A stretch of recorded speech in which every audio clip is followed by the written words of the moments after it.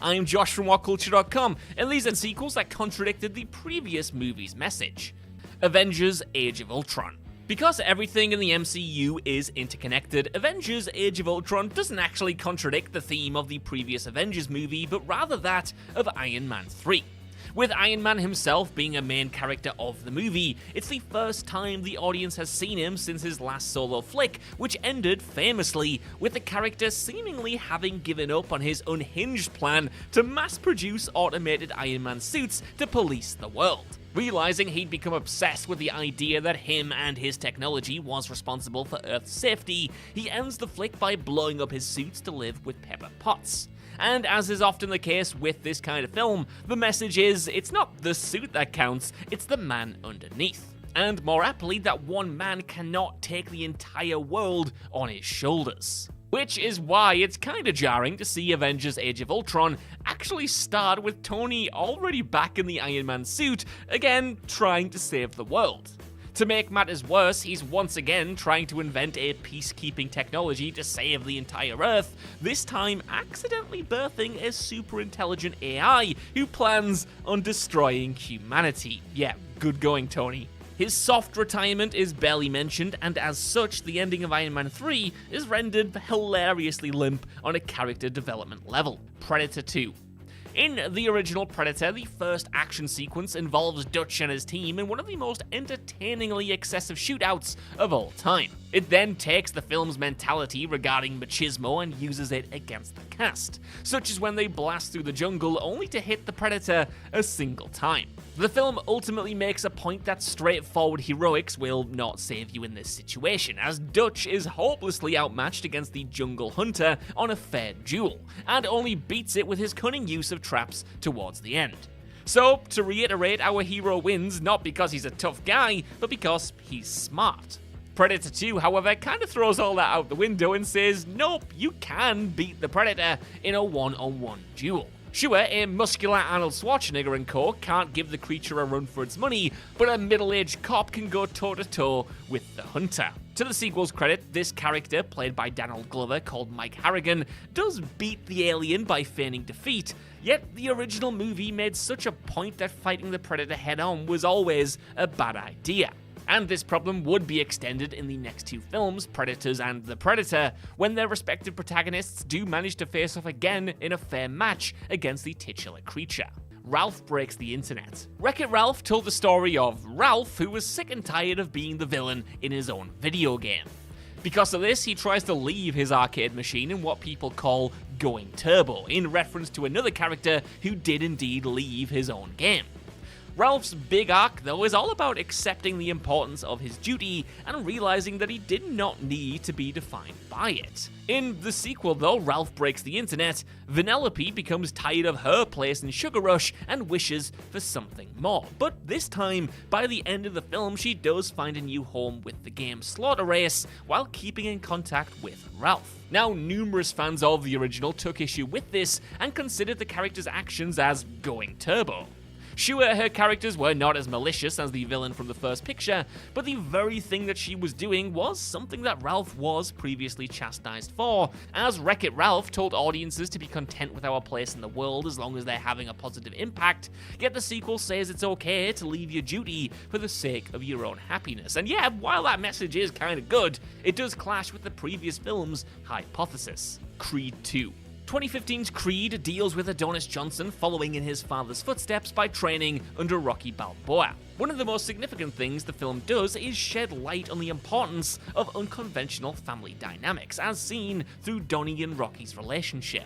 In his search to know more about his biological father Apollo, Adonis finds a parental figure through Rocky as the two become family and deal with their respective battles.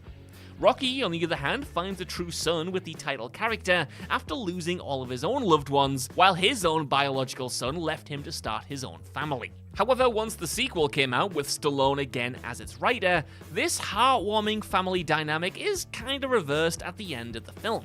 See, during an early sequence, Donnie and his love interest Bianca discuss Rocky and how he needs to be with his real family. But this kinda goes against what the previous movie was trying to say, as the two did become a real family by the end of it despite not being biologically related. In the end, Donnie's relationship with Apollo is emphasized more, despite him having not even met the man, while Rocky ultimately leaves at the end to reconcile and stay with his own son, Robert. How to Train Your Dragon: The Hidden World. How to Train Your Dragon: The Hidden World is the final entry in DreamWorks' beloved franchise and is considered divisive due to its ending. You see, a big message from the first two movies is about coexistence. Vikings and dragons have been enemies for years, and it takes Hiccup and his bond with Toothless to show his clan and the two species can learn to live with each other. And this is further expanded upon in the sequel, where dragons are part of their society, to the point where both parties contribute to the betterment of their own civilization. The third installment, however, kinda turns this message around. Here, the dragons are portrayed as being limited and caged by the humans, while the humans have become too dependent on their creatures. This is why, by the end of the film, the citizens actually depart with their dragons, never to see them again. And a big problem with The Hidden World is that this message kinda goes against what the previous two films were trying to say.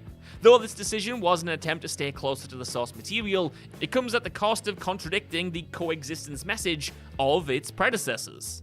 Toy Story 4. Toy Story 3 is considered by many to be a perfect ending to a perfect trilogy. After spending the whole movie worrying about what will happen to them now that their owner Andy has given up and no longer needs his former toys, the flick ends with the gang still together and destined to bring joy to another kid that Andy gives his old toys to. It was a bittersweet but hopeful end to the whole story, giving the toys a sense of belonging and understanding that it didn't matter who their owner was as long as they're together, they will enjoy giving this other kid a childhood to remember. Their life doesn't end just because Andy isn't there. Andy isn't their whole world, there'll always be another kid. Toy Story 4, however, while still a great movie, kind of has to bend over backwards to escape from this ending and deliver yet another story conclusion. This time around, the gang are chasing down Bo Peep, who has abdicated from her role as a children's toy in order to live for herself without an owner and find other toys an owner they can go live with. And at the end of the movie, Woody also realizes that Bo's worldview is something that resonates with him, and he too decides to forego returning to Bonnie's with his friends in order to live for himself with Bo and other so-called lost toys. And yeah, it's a fine enough ending, but it completely reworks Woody's character up until this point, and defies the sense of togetherness and companionship that defined the toys' ending in the previous movie. The last flick was all about Woody accepting the next stage of his toy life with a new owner, and this one posits that the new life that he wants is not that at all. Terminator 3: Rise of the Machines. Terminator 3: Rise of the Machines is infamously derided by the fanbase for rendering the events of the previous movie kind of pointless. You see, in Terminator 2 Judgment Day, the theme was, famously, "There is no fate but what we make ourselves," a sentiment that echoes throughout the entire sequel. Whether it's Sarah Connor trying to kill Miles Dyson or our band of heroes blowing up Cyberdyne, a big aspect of the movie is the ability to change the future for the better. And by the end of T2, the group succeeds in removing traces of the Terminators, thus preventing the creation of Skynet and stopping Judgment Day for good, or at least they think. But in order to continue the franchise, Terminator 3 contradicts its predecessor by saying that Judgment Day was inevitable all along. You can delay it temporarily, yes, but it can never be stopped. John Connor can run away from his responsibility, yet he'll always be destined to become the leader of the Resistance. And though the film is ballsy enough to go through with the actual destruction of the human race, it comes at the cost of wiping out the importance of a very beloved sequel, Rambo: First Blood Part 2. The original First Blood was based on a novel that dealt with a Vietnam veteran's PTSD and how destructive that can be. It has a clear anti-war message that paints Rambo, sympathetic as he may be, as a victim of the war and how it has damaged him. In fact, the original conclusion ended with our protagonist actually killing himself, putting an end to the franchise before it had even begun.